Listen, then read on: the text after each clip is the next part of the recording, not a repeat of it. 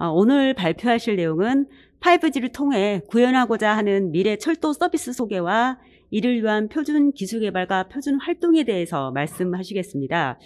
변일무 선임연구원님은 LG전자 CTO 부분 차세대 표준연구소를 거쳐서 현재는 철도기술연구원의 스마트 전기신호본부에서 근무하고 계십니다. 변일무 선임연구원님을 소개하겠습니다. 네, 안녕하세요. 한국철도기술연구원의 변일무라고 합니다. 네, 오늘은 현재 IIP 과제를 수행 중인 이제 5G 기반 T2X 서비스를 위한 표준기술 개발에 관해서 말씀드리도록 하겠습니다. 네, 일단 목차인데요. 일단은 아마 철도기술연구원이 5G를 한다고 하면 이걸 왜 하는지 궁금해 하실 것 같아서 먼저 이제 5G 기반 철도 서비스가 왜 필요한지에 대해서 좀 자세히 설명을 드릴 계획이고요. 그리고 이제 3GPP의 여러 이제 표준 워킹 그룹이 있는데 이제 그 중에서 이제 철도와 관련된 워킹 그룹을 소개하고 거기에 어떤 표준이 있는지를 말씀을 드리도록 하겠습니다. 그 다음에 이제 저희 과제 표준화 추진 체계를 말씀드리고, 그 다음에 저희의 계획, 그다음에 성과에서 말씀을 드리고, 이제 마지막으로 이제 질문을 받는 시간을 갖도록 하겠습니다. 그래서 먼저 이제 5G 기반 철도 서비스 필요성을 말씀을 드리겠습니다.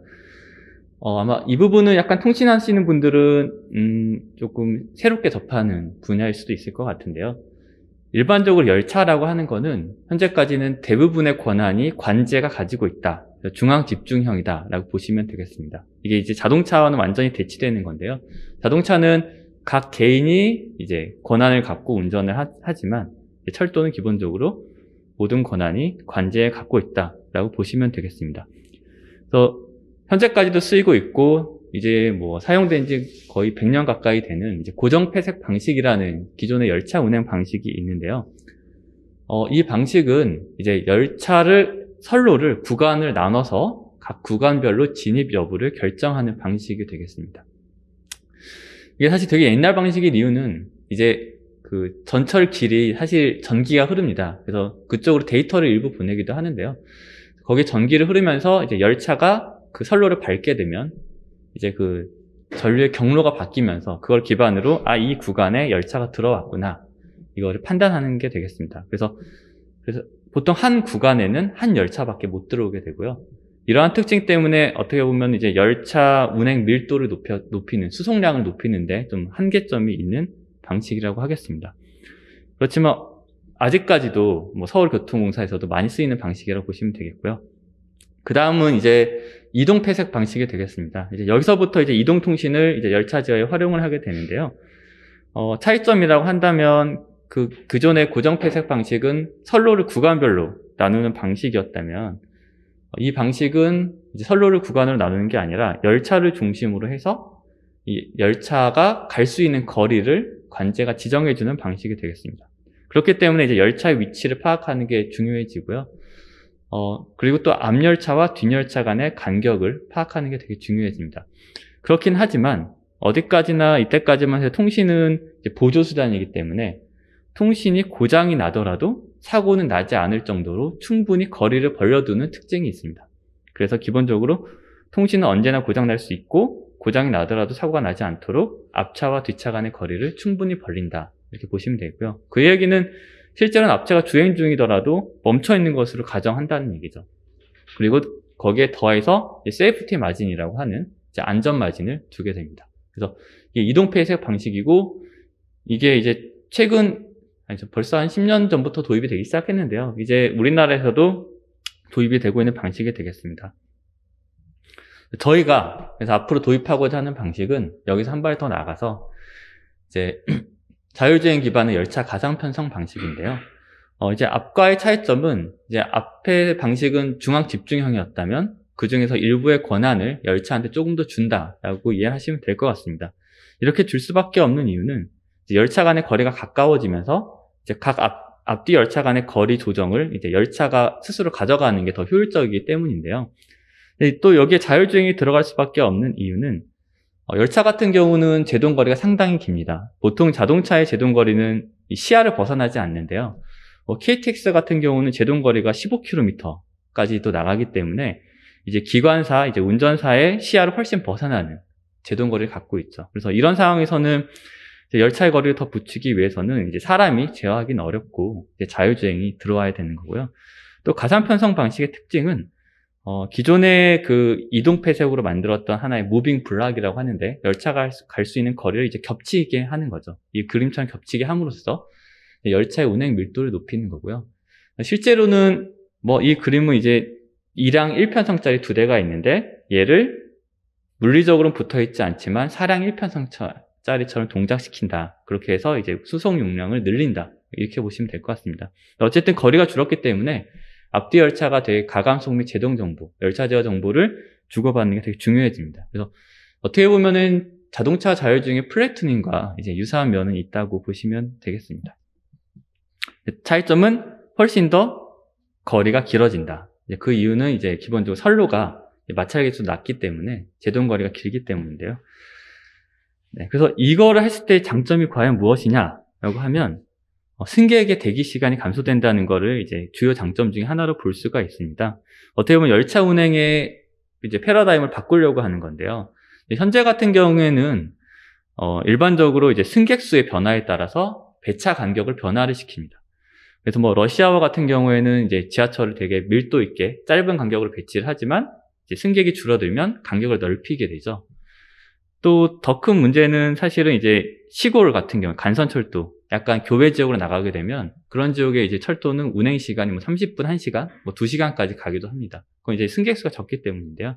현재는 열차를 분리결합하는 기술이 있긴 하지만 우리나라 같은 경우는 KTX 산천이 있긴 합니다. 그렇지만 이게 용이하진 않기 때문에 또 쉽진 않고요. 그래서 기본적으로는 이제 승객의 변화에 따라서 이제 배차 간격을 변화시켜서 대응을 한다. 이게 되겠습니다. 근데 이제 앞서 말씀드린 이제 자율주행 기반 가산 편성 기술이 들어오게 된다면 승객 수가 감소하면 열차 배차 간격을 늘리는 게 아니라 배차 간격은 유지한 상태로 한 열차의 칸수를 줄이는 방식으로 가게 됩니다. 그래서 오른쪽 그림처럼 러시아워 때는 이제 2개를 묶어서 하나의 열차를 운행을 했다면 승객이 줄어들면 1개로 줄이는 거죠.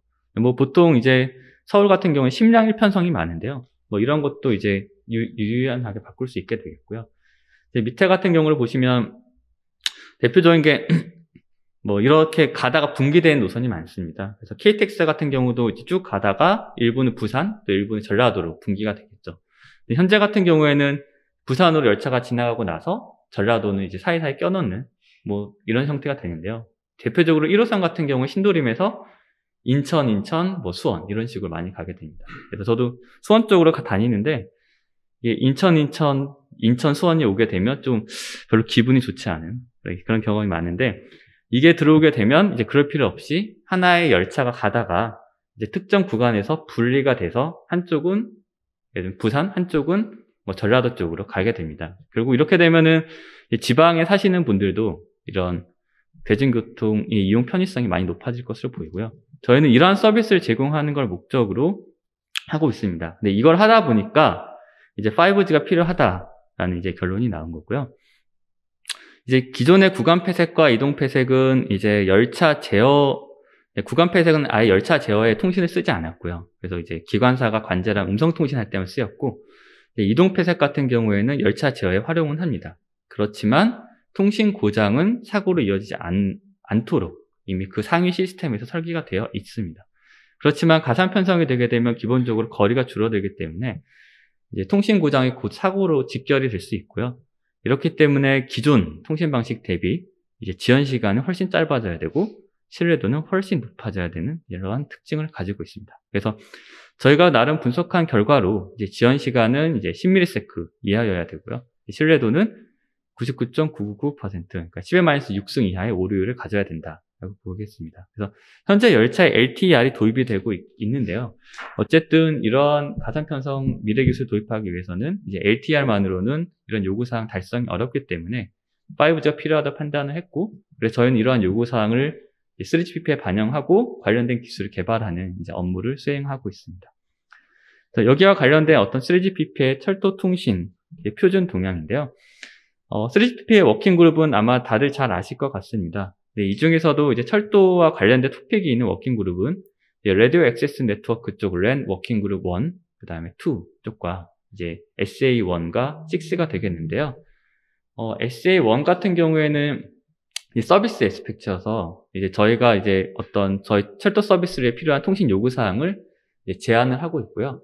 SA6 같은 경우에는 이제 미션 크리티컬 데이터 같은 경우가 저희랑 관련이 있습니다.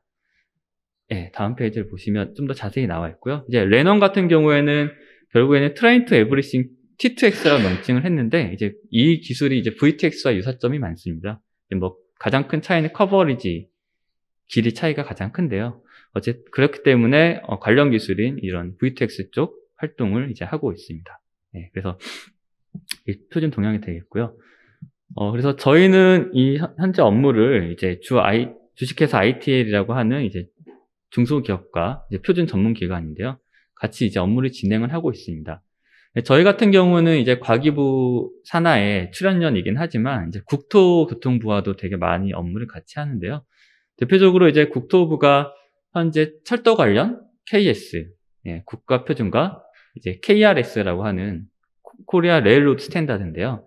철도 관련 표준을 이제 가지고 있고 거기에 대한 운영은 저희 연구원에서 하고 있습니다. 그리고 또한 이제 IEC TC9이 이제 철도 전기협회인데요. 이제 여기에서도 이제 표준 이슈가 있고요. 옛날에는 IEC가 트레인 투 그라운드 통신을 다루진 않았었는데 이제 이쪽이 점점 열차적에 쓰이면서 이제 IEC에서도 이제 관련된 표준을 이제 사용을 하고 있습니다. 네, 그래서 저희는 이런 철도 전체적인 그 표준 동향을 파악을 하면서 이제 이걸 바탕으로 이제 ITL과 협력해서 이제 3GP 표준 활동을 진행을 하고 있고요. 또 UIC라고 하는 유럽 쪽 이제 철도 표준 단체가 있는데요. 이제 여기서 이제 유럽에서는 이제 GSMR 이후로 이제 바로 5G를 철도에 적용할 계획을 있기 때문에 3GPP에서 활발히 활동을 하고 있고 저희 쪽과 이제 많이 협업을 하면서 이제 표준 활동을 진행을 하고 있습니다. 네, 저희 이제 표준 추진 계획인데 일단 뭐 SA1 쪽을 먼저 말씀을 드리자면 이제 오픈 네트워크라고 해서 직접 통신 쪽을 얘기하는 SA1 용어라고 보시면 될 것 같은데 이제 그쪽 활동을 이제 올해까지 했고 이제 그 TR이 끝나서 이제 내년에는 이제 정식 표준화 작업을 위해서 표준화 작업을 할 계획을 갖고 있고요. 네, 그래서 이제 ITL은 주로 랜1, 랜2, 저희는 이제 SA1, 6 부분을 맡아서 업무를 진행을 하고 있습니다. 이건 표준 활동 성과 부분인데, 네, 저희가 이제 뭐 작년 4월부터 이제 올 한 10월까지 낸 성과를 이제 정리를 한 거고요. 네, 주로 이제 SA1, 6, 랜1 쪽 활동을 했다라고 보시면 될 것 같습니다. 네, 이거는 이제 저희가 아까도 이제 중요하게 보고 있는 이제 가상 편성만 있지는 않고 다른 서비스도 있는데 이게 제일 중요하게 보고 있는 서비스라서 거기에 관련된 내용을 좀 자세히 말씀드릴까 하고요.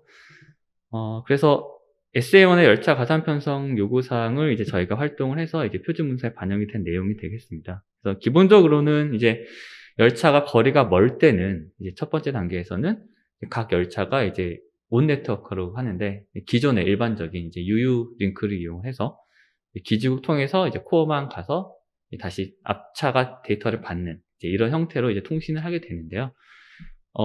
그러면서 이제 위치 정보를 주고받다가 이제 앞뒤 열차의 간격이 가까워지게 되면 이제 아직까지는 여전히 이제 온 네트워크 방식으로 이제 기지국을 이용한 통신을 하지만 이제 좀 더 이제 많은 제어 신호를 주고받게 되고요.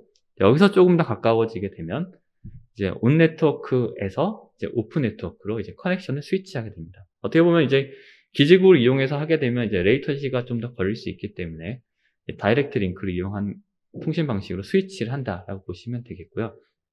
근데 여기서 더 가까워지게 되면 실제로 가상 편성이 되게 되면 이 앞뒤 열차가 마치 하나의 열차처럼 동작을 해야 됩니다. 그래서 저희가 여기에서 이제 WLTV처럼 동작을 해야 된다라고 했는데요. WLTV라고 하는 것은 이제 와이어리스 트레인 백본이라고 하는 건데, 이제 IEC 표준에도 있고, 이제 열차에서 쓰이는 용어인데요. 이제 열차 같은 경우는 그 열차의 길이 자체가 한 200m 또는 그보다 더 길어지기도 합니다. 그래서 이 열차 전체를 이어주는 이제 백본 네트워크가 존재를 하게 되고요. 과거에는 이제 WTV라고 하는 자체 IEC 표준이 있었고, 이제 여기에 이제 이더넷을 적용을 해서 좀 더 이제 호환성을 높이려고 하는 요구가 있었습니다. 그리고 또 여기서 한 발 더 나아가서 그 백본을 무선으로 바꾸는 그런 표준이 있는데요. 현재는 이제 화물 열차에만 적용이 되어 있고, 이제 승객이 탄 열차에는 적용은 안 되어 있는데, 이거를 이제 무선으로 또 승객이 무선이지만 승객이 탄 열차에 적용하려고 하는 그런 연구를 이제 유럽과 이제 중국 쪽에서 진행을 하고 있고요. 그럼 이제 결국에는 이러한 백본의 요구사항은 기존 유선 통신의 백본의 요구사항과 이제 결국 대동소이해야 되거든요. 그래서 결국에는 이게 비록 무선이지만 실제 유선 백본처럼 동작해야 된다가 되겠습니다. 그래서 이게 저희가 이제 도출한 이제 요구사항이 되겠고요.